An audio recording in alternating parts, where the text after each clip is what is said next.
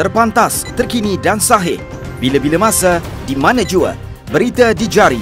Subscribe YouTube Buletin TV3. Buletin 1.30 28 September bersama saya Nurliza Muhammad Zain.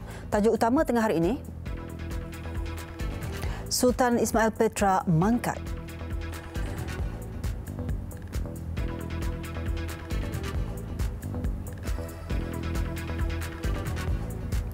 Perdana Menteri tegur Kuasa Besar Dunia di PBB.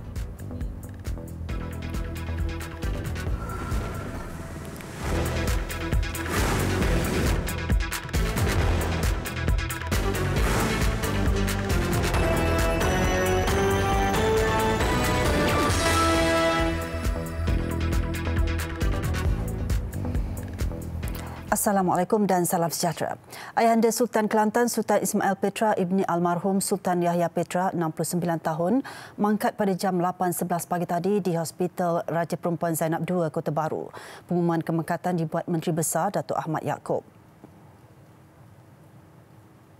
Ketahuilah bahawa dengan titah perintah ke bawah Duli Yang Maha Mulia Sultan Muhammad kelima, Sultan yang di-Pertuan bagi Negeri Kelantan Darun Naim, adalah ditentukan perkabungan kerana kemangkatan Duli Yang Maha Mulia Sultan Ismail Petra ibnu almarhum Sultan Yahya Petra, iaitu mulai hari ini 28 September 2019 bersamaan dengan 28 Muharram 1441 dan akan dikebumikan pada hari ini selepas solat asar. Jenazah almarhum dibawa ke Istana Balai Besar untuk istiadat penghormatan terakhir, manakala istiadat pemakaman akan dilangsungkan selepas solat asar di makam di Raja Langgar. Seluruh negeri Kelantan turut diberi cuti peristiwa 2 hari, iaitu pada esok dan Isnin, sebagai menghormati kemangkatan almarhum. Sultan Ismail Petra memerintah Kelantan dari 30 Mac 1980 hingga Mei 2009. Almarhum yang gering kemudiannya digantikan dengan putera sulungnya, Sultan Muhammad kelima, sebagai Sultan Kelantan.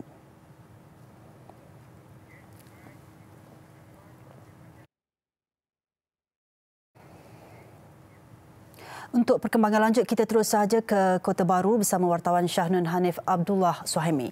Difahamkan satu lagi sidang media baru saja diadakan. Boleh dikongsikan maklumat terkini yang anda perolehi, Syahnun? Bendera hendaklah dikibarkan setengah tiang. Silakan, Syahnun.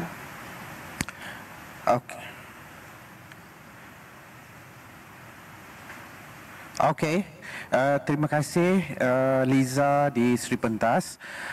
Negeri Kelantan, seluruh rakyat negeri Kelantan pada hari ini bersedih dan berduka cita dengan pengumuman kemangkatan Duli Yang Maha Mulia Sultan Ismail Petra ibni almarhum Sultan Yahya Petra, iaitu ayahanda kepada Sultan Kelantan Sultan Muhammad kelima.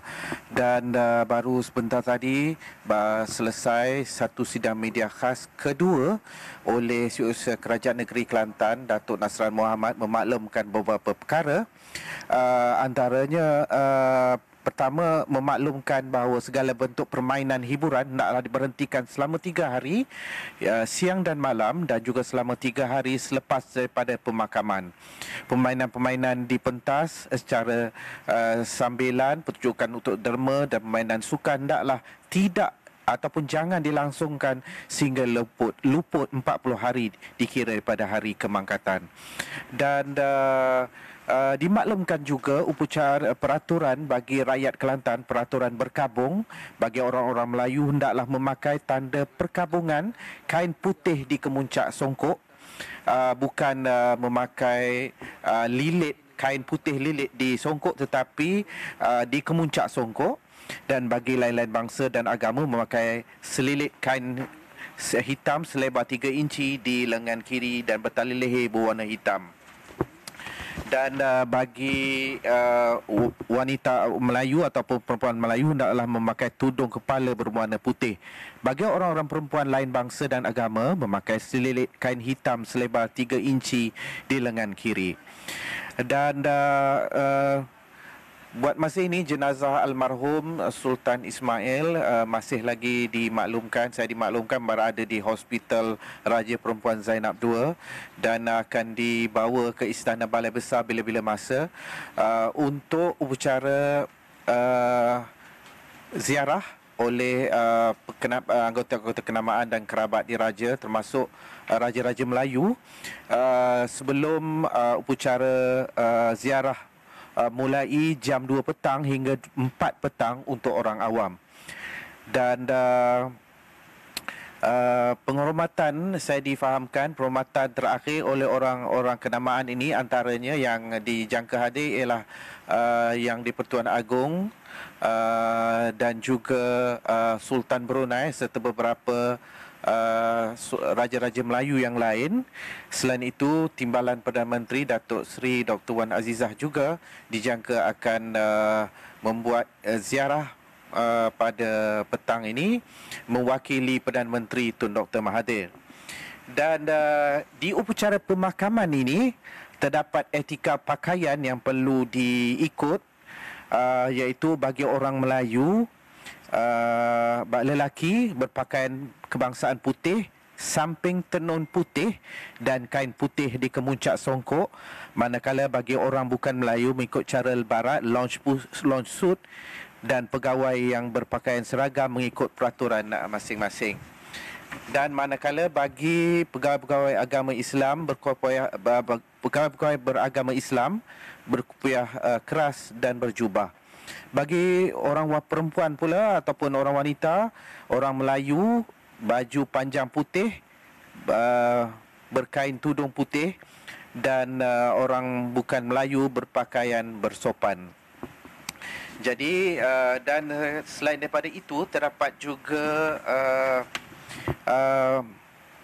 arahan selepas sahaja daripada waktu kemangkatan, bendera tubuh hendaklah dikebarkan setengah tiang di istana. Demikian juga di Istana Balai Besar.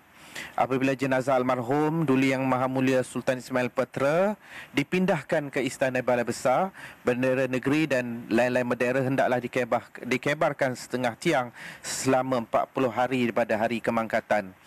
Manakala bagi pejabat-pejabat kerajaan, gedung perniagaan, sekolah dan pertubuhan yang sempurna hendaklah ditutup selama 3 hari mulai hari ini sehingga hari Isnin, di mana bendera-bendera hendaklah dikebarkan setengah tiang di tempat-tempat berkenaan.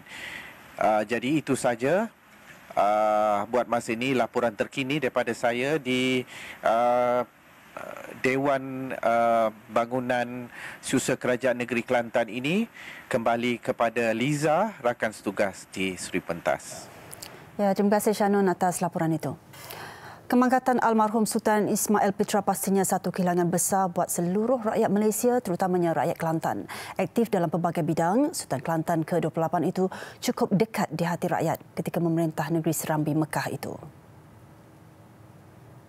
Almarhum yang mangkat pada usia 69 tahun bersemayam di tahta pemerintahan negeri Kelantan selama 30 tahun sebelum digantikan anak andanya Sultan Muhammad kelima ekoran keadaan kesihatan baginda yang tidak mengizinkan. Diputrakan pada 11 November 1949 di Istana Jaha, Kota Baru, baginda adalah putera tunggal dan anak bongsu kepada almarhum Sultan Yahya Petra dan almarhumah Raja Perempuan Zainab II.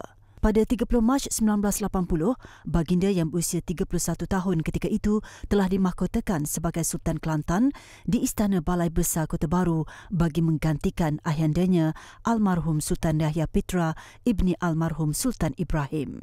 Membesar bersama 4 kekanda iaitu Tengku Merjan, Tengku Rozan, Tengku Salwani dan Tengku Rohani, baginda mendapat pendidikan menengah di Maktab Sultan Ismail Kota Baru sebelum belajar dengan guru khas bahasa Inggeris.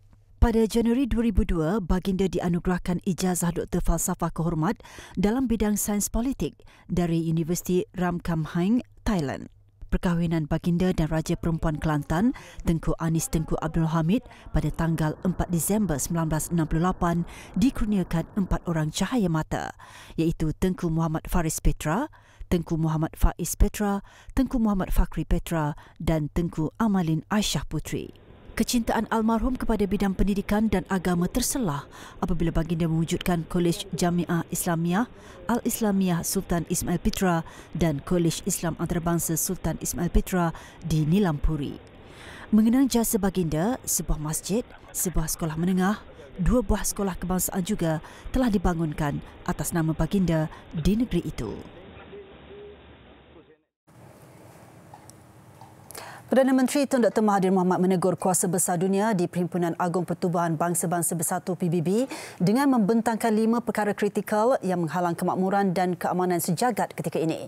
Tegas beliau sudah tiba masanya kuasa veto diubah suai jikapun ia tidak dapat dimansuhkan sepenuhnya serta menggesa PBB kembali kepada tujuan asal penubuhannya. Selain menegaskan pemusuhan terhadap dunia Islam kini berpunca daripada ciptaan Israel. Sesi ke-74 Perhimpunan Agung PBB Perdana Menteri berucap pada perbahasan umum pada sesi ke-74 Perhimpunan Agung PBB di New York, Amerika Syarikat. Beliau mencadangkan supaya penggunaan kuasa veto hanya sah jika 2 negara yang mempunyai kuasa veto bersama 3 anggota yang tidak memiliki kuasa veto bersetuju untuk menggunakannya demi memastikan kekerapan salah guna kuasa veto berkurangan. The veto power, they must know, was against all the principles of human rights which they themselves claim to be the champions. It killed the very purpose of the great organization that they had created. It ensured that all solution to all conflicts could be negated by any one of them. Broken up into ideological factions, they frustrated all attempts of solving problems. Dalam ucapan kira-kira 30 minit itu, Perdana Menteri turut menyorot bagaimana penubuhan negara Israel menjadi punca lahirnya aktiviti keganasan global. Israel tegasnya bebas melanggar undang-undang antarabangsa tetapi tidak dikenakan sebarang sekatan hanya kerana bersekutu bersama kuasa besar dunia. Namun sebaliknya negara kecil dan miskin terpaksa berdepan pelbagai perjanjian perdagangan berat sebelah, sekatan ekonomi termasuk perang dagang yang semata-mata menguntungkan negara kaya. Because of the creation of Israel, there is now enmity towards the Muslims and Islam. Muslims are accused of terrorism, even if they did nothing. Muslim countries have been destabilized through the campaign for democracy and regime change. Muslims everywhere have been oppressed, expelled from their countries, and refuse asylum. Thousands have died at sea and... Dalam pada itu, Tun Dr. Mahathir turut menggesa dunia bersiap sedia untuk perubahan iklim bukannya peperangan. Ini disebabkan fenomena perubahan iklim dan bencana alam yang banyak dipengaruhi oleh aktiviti manusia. All these natural disasters may not happen, of course, but we cannot rely on that. We are wasting our money preparing for wars, inventing more new destructive weapons, when all of us may be wiped out by natural disasters as the planet goes through its next cycle. Now, despite UN resolution on Jammu and Kashmir, the country has been... Besar impaknya. Pantas menampilkan prosiding ini secara keuangan maya. Berita di jari. Subscribe YouTube Bulletin TV3. Bertemu kembali. Kemeriahan Karnival Jom Heboh diteruskan hujung minggu ini dengan pengisian pelbagai program berbentuk kekeluargaan selain hiburan. Berlangsung di pekarangan Stadium Batu Kawan Pulau Pinang, penganjuran di utara tanah air itu mensasarkan kehadiran lebih 400,000 pengunjung. Kita terus saja ke Batu Kawan bersama Anim Izzati Rizki. Ya Anim, boleh kongsikan apa tarikan utama dalam Karnival Jom Heboh di Batu Kawan kali ini?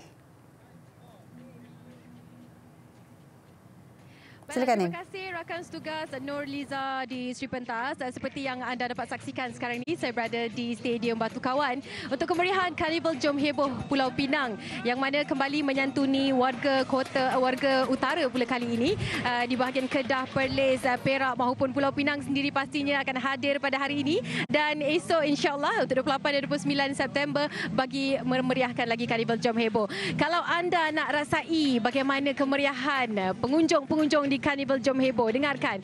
Carnival Jom Heboh.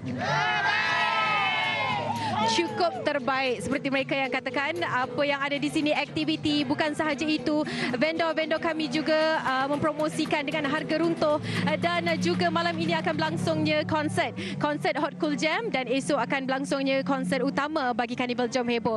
Jadi untuk anda semua peminat-peminat artis kegemaran anda, hadir ke sini, dan salah seorang yang akan ada di sini adalah Sisi Iman bersama dengan saya. Apa khabar Sisi? Baik, alhamdulillah. Assalamualaikum semua. Waalaikumsalam. Okey Sisi, kabarnya dari awal pagi tadi di sini dan sehingga ke saat ini, bagaimana dengan Carnival Jom Heboh di Pulau Pinang ni? Memang sangat-sangat meriah. Tadi Sisi berpeluang untuk main game dengan orang-orang Penang sebenarnya di Studio A, dan diorang memang sangat-sangat sporting. Adik-adik kat sini pun sangat-sangat sporting, dan sekejap lagi Sisi akan berada di Studio A juga. Pukul 5 petang Sisi akan perform lagu-lagu soundtrack drama.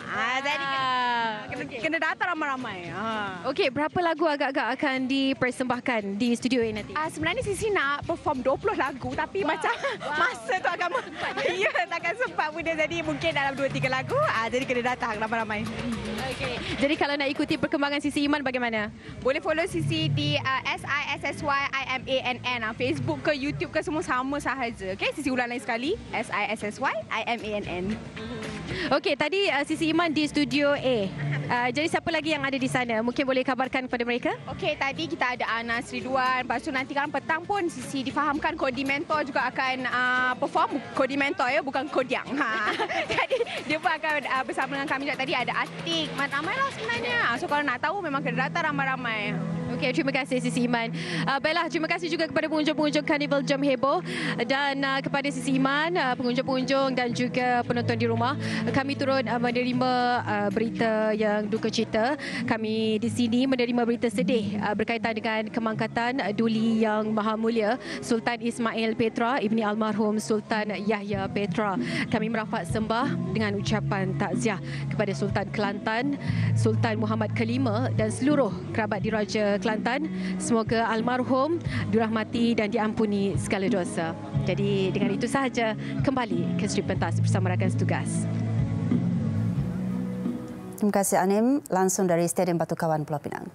Beralih ke laporan antarabangsa. Presiden Indonesia Joko Widodo mengarahkan satu siasatan dijalankan susulan kematian 2 pelajar di Bandar Kendari, Sulawesi ketika menyertai tunjuk perasaan membantah pindaan undang-undang jenayah baru negara itu. Beliau turut menegaskan agar pihak berkuasa tidak bertindak melampau ketika mengawal demonstrasi. Sejak awal, kemarin saya ulangi lagi juga kepada Kapolri agar jajarannya tidak bertindak represif. Dan saya juga perintahkan juga untuk menginvestigasi dan memeriksa seluruh jajarannya. Karena yang disampaikan oleh Kapolri kepada saya tidak ada perintah apapun dalam rangka demo ini membawa senjata. Terdahulu, polis mengesahkan mangsa pertama di Kendari maut akibat ditembak. Bagaimanapun menyangkal dakwaan anggotanya dilengkapi dengan peluru hidup. Kematian seorang lagi pelajar dipercayai akibat cedera pada bahagian kepala.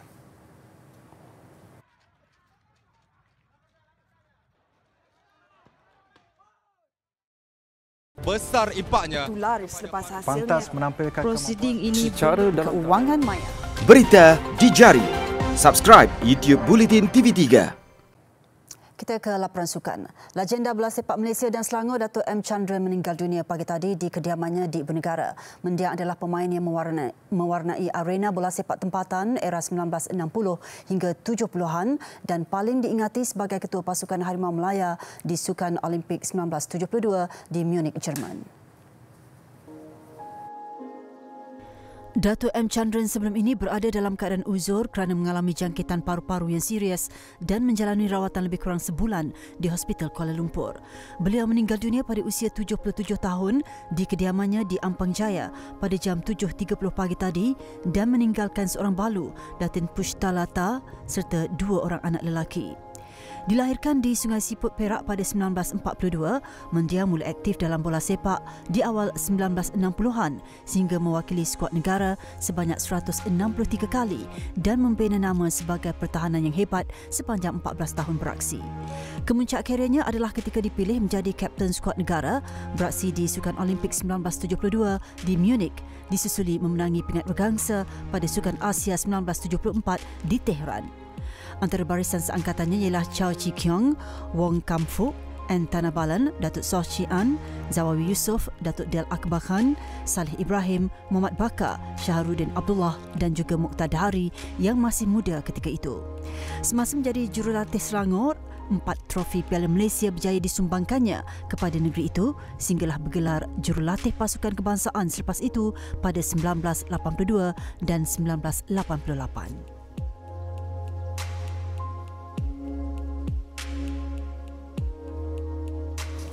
Saingan Piala Cabaran, Johor Darul Takzim 2 mara ke penentuan juara menerusi agregat 4-2 selepas menang 2-1 ke atas juara bertahan Terengganu FC 2 di peringkat separuh akhir kedua. Johor Darul Takzim 2 berbekal kemenangan 2-1 yang dicipta dalam asal pertama ketika melayan kunjungan Terengganu FC 2 di Stadium Majlis Perbandaran Pasir Gudang.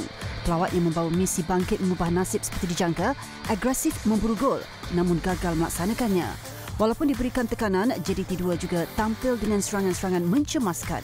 Sehinggalah minit ke-53, Nicholas Fernandez menceriakan penyokong tuan rumah dengan gol pendahuluan sekaligus menjadikan keadaan bertambah sukar buat TFC 2. Peluang pelawat untuk bangkit kian tertutup apabila giliran Muhammad Uzami Abdul Rahman menjaringkan gol kedua Harimau Selatan minit ke-66.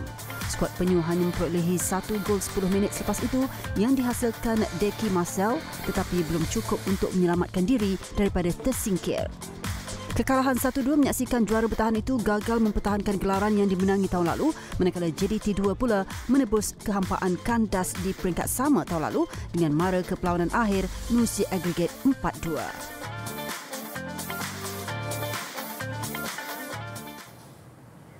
Sekian Buletin 1.30. Kami di Bilik Berita TV3 ingin merafak sembah takziah kepada seluruh kerabat diraja dan rakyat Kelantan atas kemangkatan Sultan Ismail Pitra, ibni almarhum Sultan Yahya Pitra. Al-Fatihah.